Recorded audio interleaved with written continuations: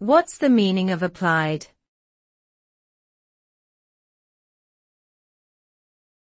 Applied.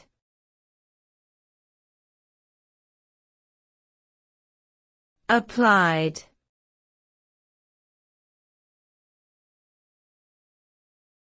Applied.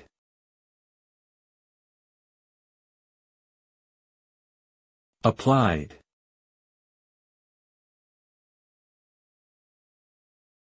The term applied refers to the practical use or implementation of a concept, idea, or theory.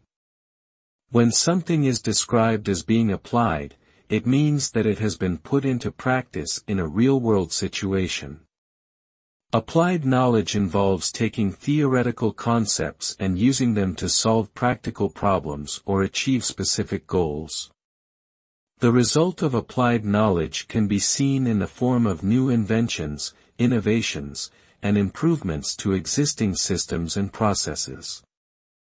By applying knowledge, we can make meaningful contributions to society and improve the world around us.